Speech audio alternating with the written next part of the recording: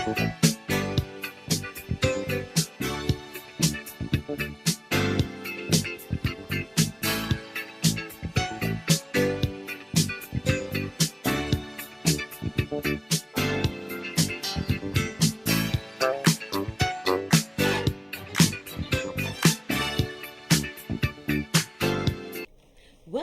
to the Donna Gordon Family Show. It's my profoundest delight to be with you again and to have you sharing with us. Hope you have been learning as you watch shows and that you're practicing the things that you have been learning. In studio with me today is the supportive, wonderful Jerome Gordon. Hi, Jerome. Well, it's my delight to join with Mrs. Gordon as we take you on a journey and explore those rather important concepts that we'll keep in mind as we try to make our families stronger families. A strong family will do a lot for the community and indeed for the nation. There's an old Ashanti proverb that says, the destruction of a nation often begins in the homes of its people. We know that the most important social unit in any society is the family. And we need to protect the family structure. It has been seen over and over again all across the world. If you check state penitentiaries in the United States, the preponderance of the young people incarcerated in these institutions, they are from dysfunctional homes. It seems like the breakdown of the family structure spawns a whole lot of social ills. And so we need to move beyond the modality of treating social ills by treating symptoms. We need to treat underlying causes. We need to get to the bottom of these things. We need to find what are those factors that are causing the family structure adversely impacted in our postmodern generation. What are some of the old-time values that are now evaporating from the family structure and causing it to be weak? Why is it that commitment has decreased? And people have a kind of cavalier, light, flippant attitude about the family. Now, we ought to change that. Children are better socialized in a well-ordered, loving family. People leave from a good family environment, and they go out in the society and become productive and well-adjusted members of the. So, wake up. We've got to strengthen the family, and we're going to be talking about another component of strengthening the family, another factor that is critical, almost indispensable to any stable home. So we're happy to have you, really, really happy to have you as we go on this delightful journey. It is always a wonderful experience. Keep it. That's right. We go to our first break. Do stay with us. We will be right back. Home is supposed to be my comfort zone. Yet, I'm in fear and feel so alone. My mother receives money. Yes, money from men who sexually abuse me. I tried to tell my mom, but she won't listen to me. She said, he's my big brother, my uncle, your father, my man. Don't call anyone's name. I never wanted this. I need to tell someone. Please, help me. A message from the Ministry of Social Development and its social partners. Welcome back to the Donna Gordon Family Show. You have heard dears about the importance of safeguarding the family. And so today we're going to be talking about how we can strengthen the husband and wife unit in the family. We want to talk about what are the needs of the wife. What's the woman's need? Can the husband really satisfy her needs?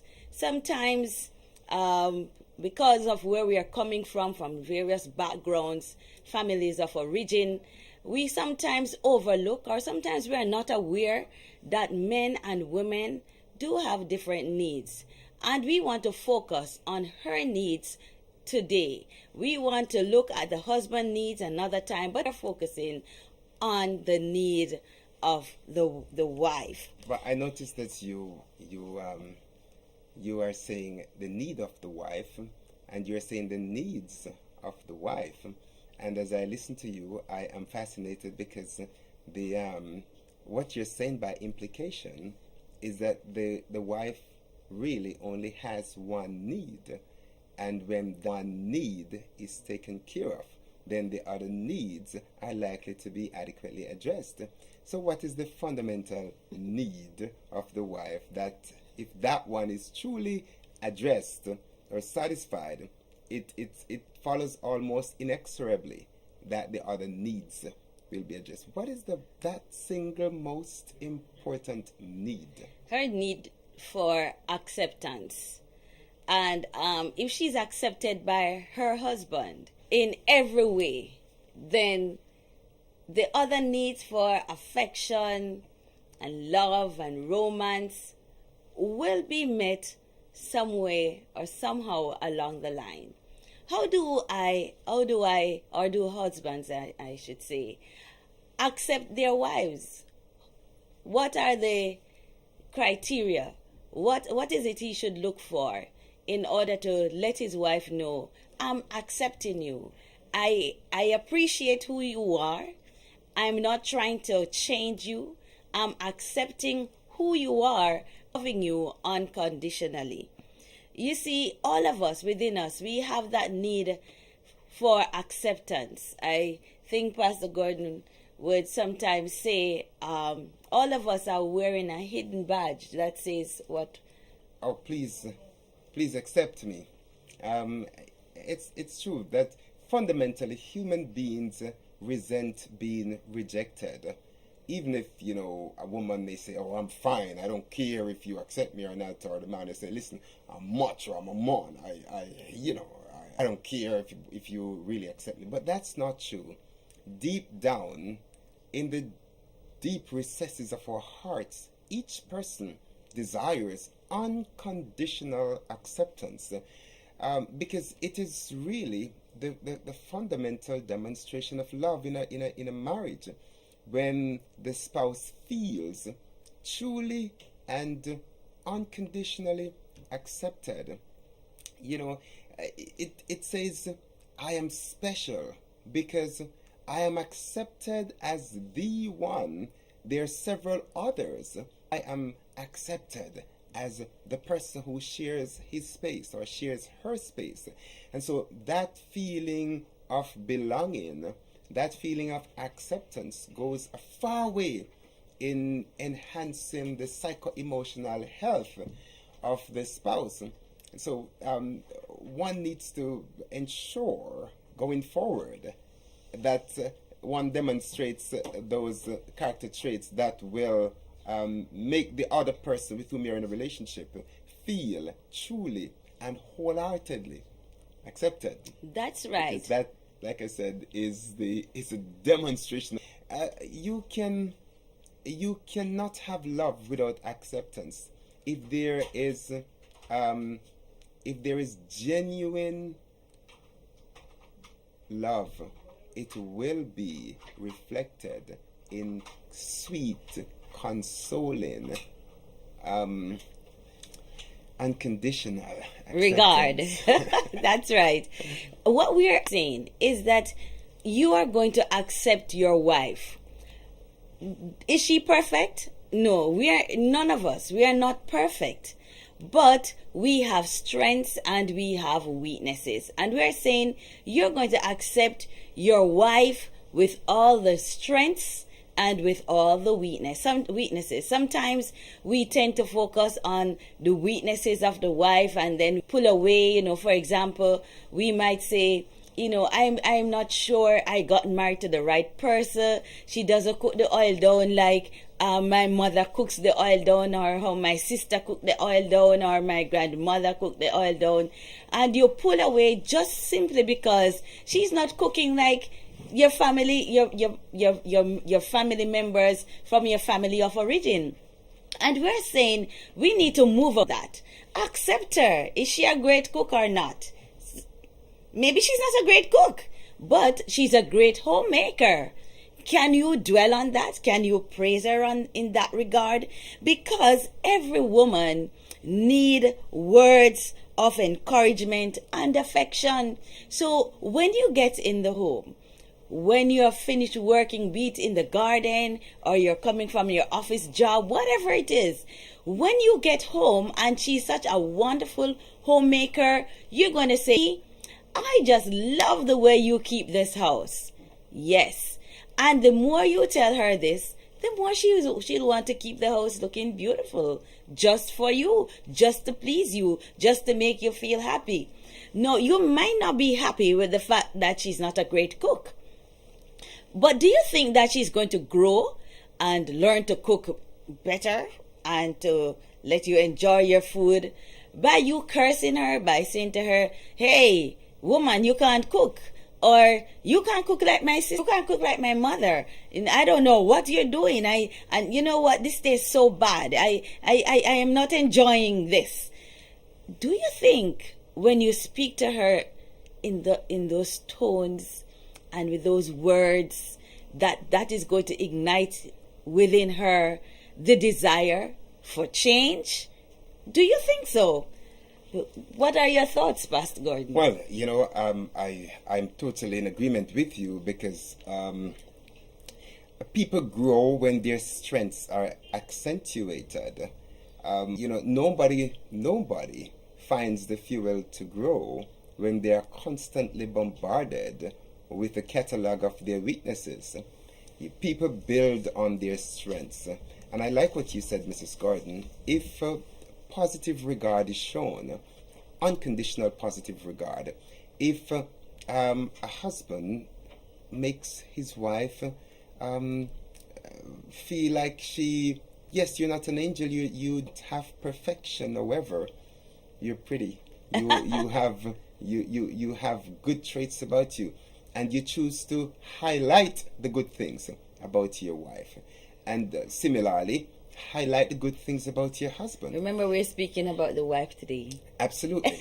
But we can't leave out the guys. Doesn't matter what we're talking about. You want to have the balance. Men must hear something positive being said. I agree. And guys on the street with pastor, you know what you're saying. But coming back, the wife truly wants her husband to praise her, commend her.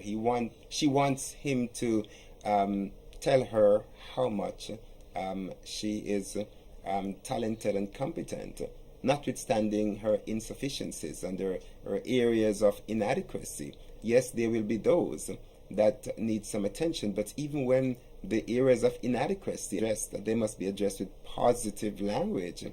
So a wife really truly wants to be loved and accepted. Now, earlier we said that perhaps the most fundamental need of the wife is acceptance. And then some folks might say, but oh no, Pastor Gordon, it is love. It's like describing mangoes on a mango tree.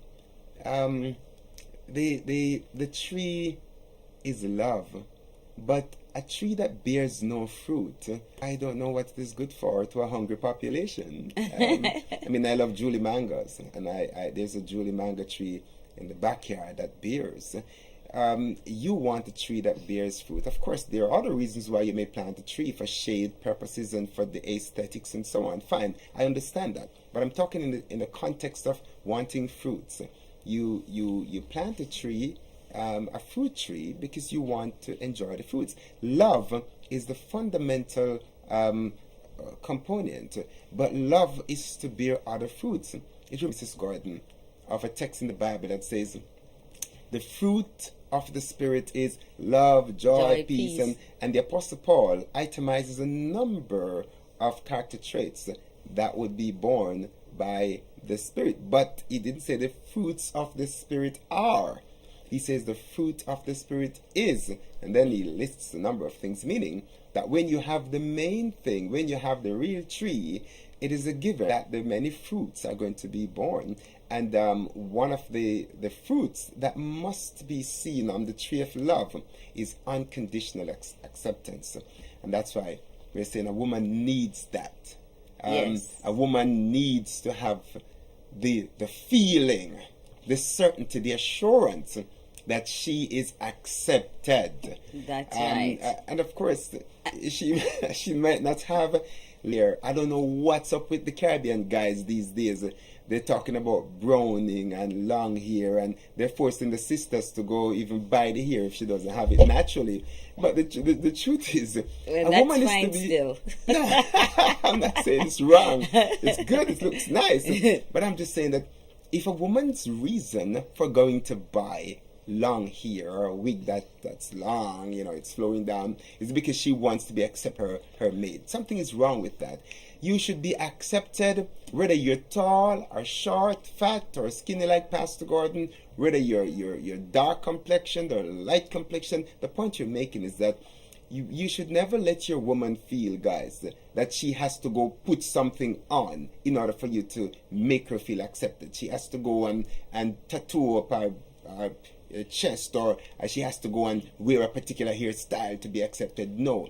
She used to know if it's like she gets up in the morning and not brushed, and she has on nightgown and maybe she has false teeth, dentures, and she takes them out and she puts them down. And she smiles a beautiful gum smile or a teethless smile. The point is that it doesn't matter what form she's in. At her irreducible minimum, stripped of all the makeup and all the other things that ladies put on in order to appear attractive on the street. It is stripped of all of that. The woman needs to feel that she's loved, accepted, and appreciated in her domain and in your world. In your world, man. In your world. Stripped of everything else. The truth is, a woman must be accepted in every form.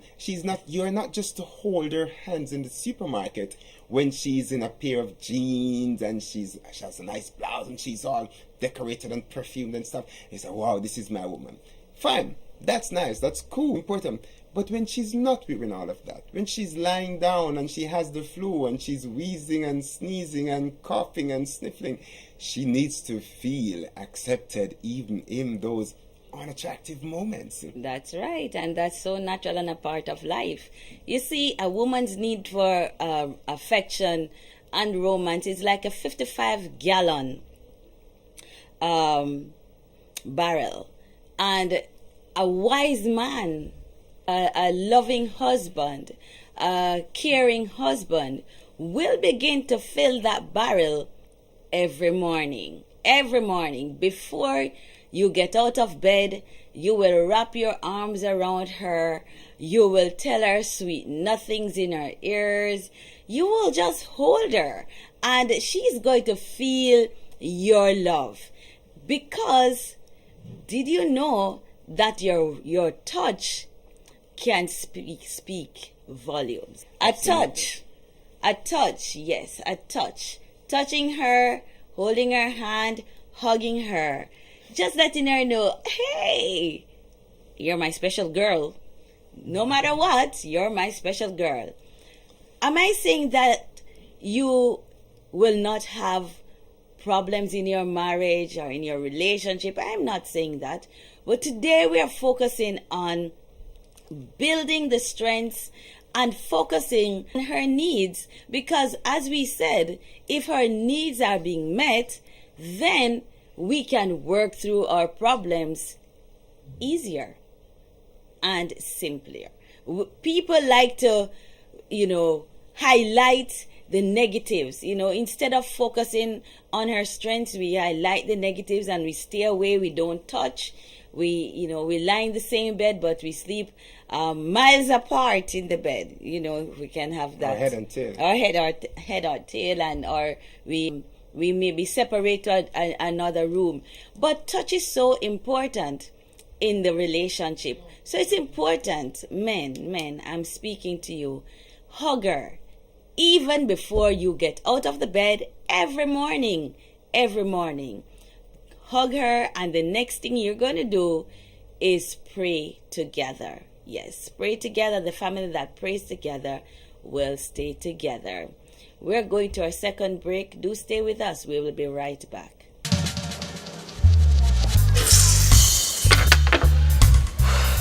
Let me show you how vibes. Why is it some men take pleasure in abusing women? Boy, I think it's a self-control issue them mothers go through. Right. But what I don't understand is why the man doesn't picture the mother, the sisters, the daughters, when the boy abusing the women physically, emotionally, and sexually. The men too selfish. They need to have power over others. The men need to open their eyes and see pain they cause to the families by their actions. But you know what's pissed me off again? When the man them rape and sexually abuse these women, they turn these healthy looking, beautiful young ladies into zombies, you know? What man, why go to jail for something you could mutually agree upon and enjoy? Serious. A message from the Ministry of Social Development and its social partners. Welcome back to the Donna Gordon Family Show, and we're so happy that you're with us today. We're so happy that you're with us today and that you're sharing with us. I want to tell you a story about, and this is a true story, a former U.S. President, Harry Truman, was an incurable romantic. He pursued his wife, Bess, for years before she finally agreed to marry him. He first asked her in 1911, but they were not married until 1919. It did not end their romance, however. Whenever he was away from Bess, Harry wrote her letters. After Bess Truman's death in 1982, more than 1,200 letters from Harry were found in her home. He never stopped courting his wife or letting her know she was loved. After many years of marriage, affection can be shown overtly through affections by him asking her to do something for her she could easily do for herself. His willingness serves as a measure of his love and adoration. A woman doesn't want to have to compete with anyone or anything else for her husband's time and affection. And I thought I wanted to share that with you. Women like to hear words of affection. So every day, you want to tell her something lovely. Tell her, today's going to be a better day because you're in my world today. You're going to tell her that I'm so have you in my life. You're going to tell her that I am so happy that we share in this relationship together. You're going to tell her that you care about her. And listen, did you know you can surprise her? Like Mr. Truman, you need to surprise her. How can you surprise her? By writing her a love letter, a love note. Love letters these days take several forms. That's there is right. WhatsApp, and there is Facebook messaging, and there is Skype, and there email. We have all these various means of communicating with one another. So because of different forms of communication we have, we're saying that you should use all forms in expressing your love to your woman. The focus program is on the woman's needs, and we are merely just scratching the surface today because this is part one. That's right. And we're going to take you on a deeper, a deeper level. We're going to a deeper level in the next program. But just to let you know, gentlemen, you cannot just assume that the fact that the woman lives in the house with you and you're putting food on the table, that means that her needs are satisfied and she's good. After she ought to be good. She's wearing clothes and she has food and she's driving in a car with me. No, those are basic needs. And if you consider Maslow's hierarchy of needs, the basic needs are not the only needs. Once she has the basic needs, then there are some other needs that are just as important as the basic needs for food and shelter. And so in our next program, we will go a little deeper. I was going to say we're going to go higher. but the metaphor is the same. Higher, deeper, more. Yes, we'll give you more. explore Yes. some more. Yes, in but our we next do program. want you to practice a little of what we spoke about today. Write her that love note, send her a love text, send her an email, do whatever it takes just to get her attention a little bit more. That's important. She needs your affection. She needs your words of endearment. And so, for the week, I hope that you will practice these little tidbits and see what a difference it will make in your relationship. May God bless you and have a great week.